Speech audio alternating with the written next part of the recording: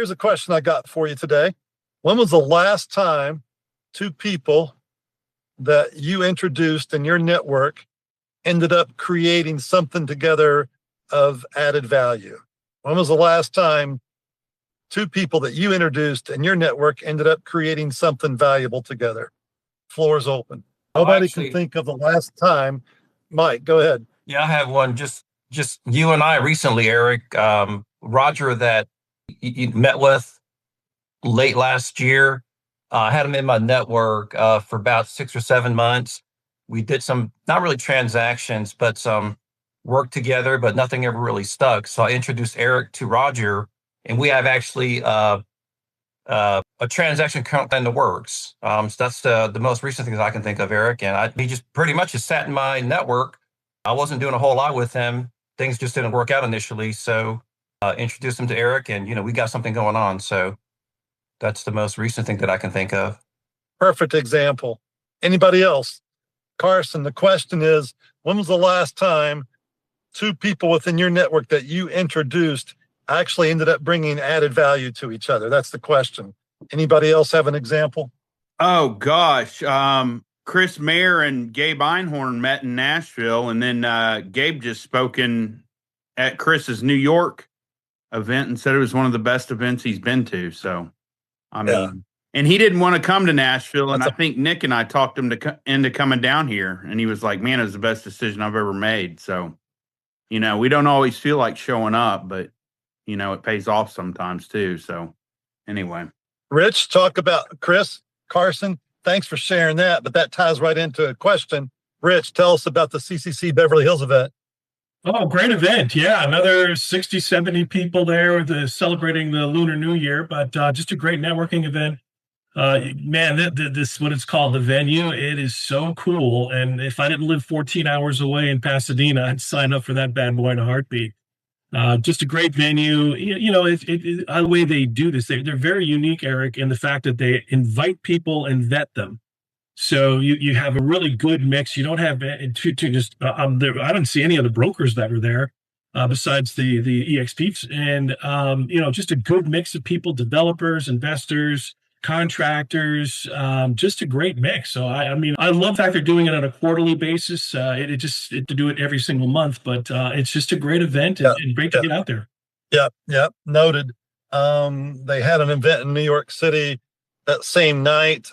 I knew some people who were there, and I have some follow-up with them. So sometimes you can know someone's going to the event, you can follow up with them and maybe get some coattails on some introductions they had because they were there.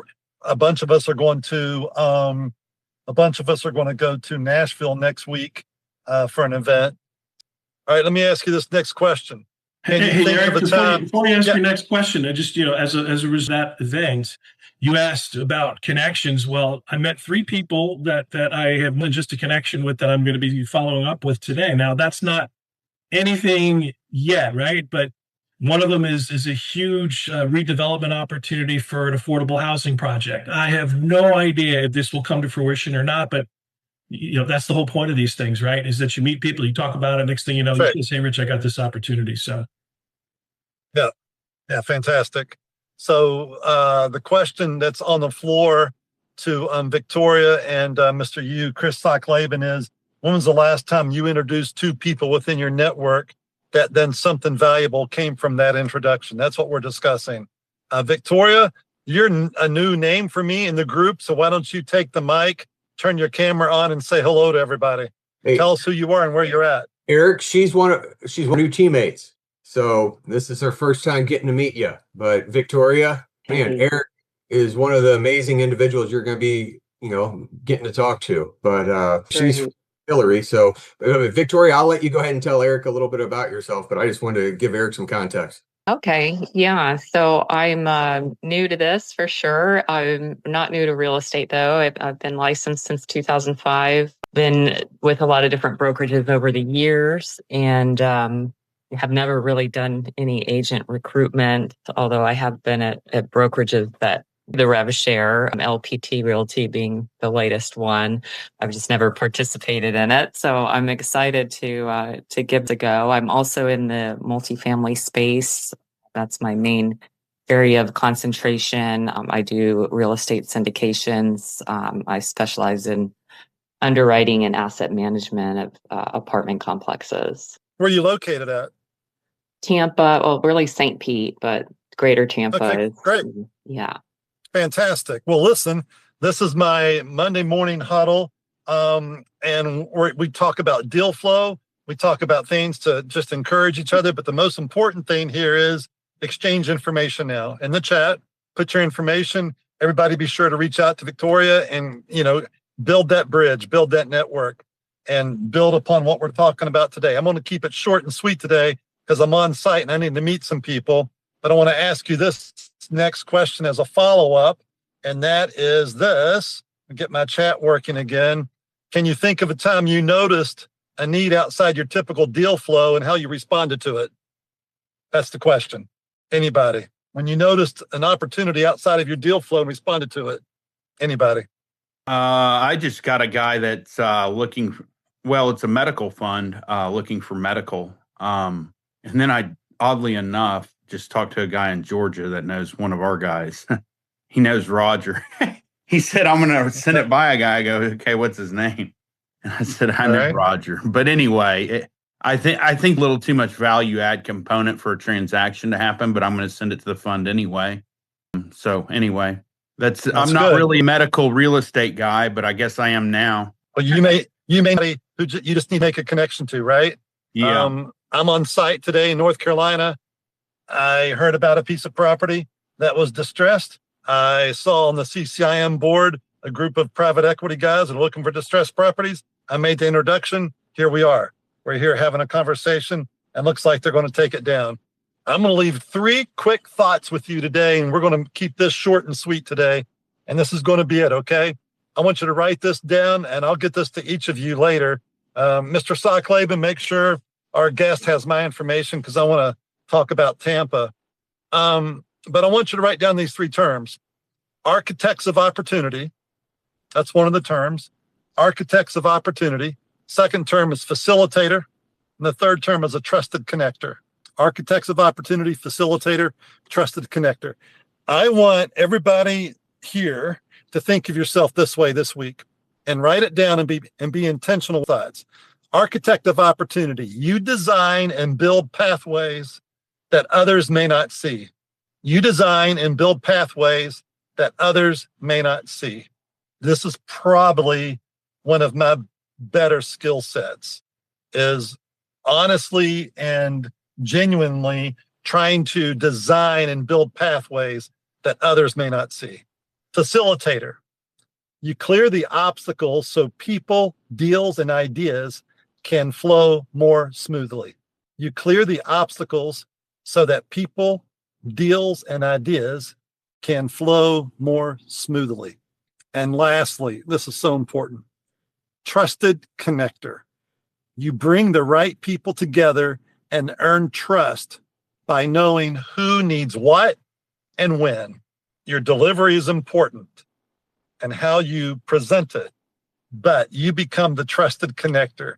You bring the right people together and earn trust by knowing who needs what and when.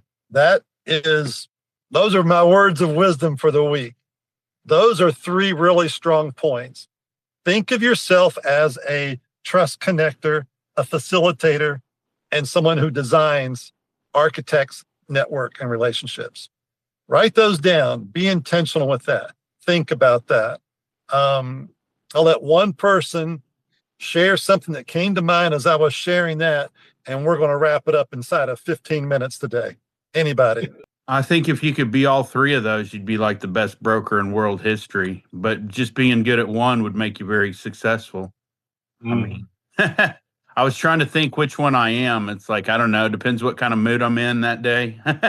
Yeah. Be mindful. Be intentional with it.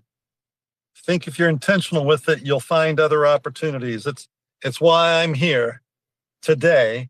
I'm sitting in this abandoned parking lot at an abandoned site, and a hammer hasn't been swung and mud hasn't been thrown for 7 months. Distressed property, and I've got a PE group here, bring them together. Facilitator, trusted, bridge the gap. Be intentional with that. That's all I've got today. Rich, give us a plug for the next deal flow. The Renaissance Deal Exchange call is the next one is a week from tomorrow, March 3rd, 8:30 a.m. Pacific Standard Time. So if you've got some deals, some off-market opportunities, by all means, bring them on. We got plenty of room for deal flow. Still looking for deals. It's always still been the struggle. Victoria, I'm not sure if you're familiar with that call. I do it every other Tuesday. It'd be great for you. You and I are both in the multifamily space. We do get a number of deals that pop up on that nationwide. We've even have some international deals, which I think are getting more and more interesting. And Eric, a topic we talked about last week was blockchain. And I think between that and AI, we really need to discuss this more and frequently so that people can begin to understand it more and more. As this is definitely the future of where we're going with commercial real estate. So I kind of went off track a little bit. My apologies, but the next deal exchange call, Tuesday, March the 3rd, 8:30 a.m. Pacific Standard Time. If you don't have the information, I'll put my contact info in the chat box. Just reach out to me and I will send you an invite. Thanks, Eric. Yeah, no, my pleasure. Anybody else with an announcement? I don't have so much of an announcement. I was just, you mentioned, go ahead, Greg. You mentioned distressed properties. We do about 50% of our work is adaptive reuse or old buildings that they're trying to bring up to code and use. I don't know how much you guys run into that. That's been about 50% of our work for years. I guess because it's less expensive to rebuild an old building and convert it to a new use than to start from scratch. Sure. Yeah, understood. But the problem with this properties is bringing them up to code can be very expensive. We usually try to do a code review before somebody signs a lease or buys a building. Let them know what they're facing. It's a good alternative plan. Mm-hmm. Victoria, did you share your information in the chat? I did. Yes. Thank you. Okay, great. Okay. Well, listen, it's great to have you here. You're in good hands with Chris, but you're in better hands with the group of people that are here. And we'll look forward to connecting. We'll talk. I'll share some opportunities I know about in your area right now. And I'll introduce you to somebody I'm working with also in Tampa. So say goodbye to everybody. Listen, have a great week. Think about those terms. I'll email each of you the defined term that I gave you today, but be intentional this week about that. I think if you are, you'll see significant improvement to your pipeline deal flow. And that's important because that's what feeds us. All right. Everybody have a great week.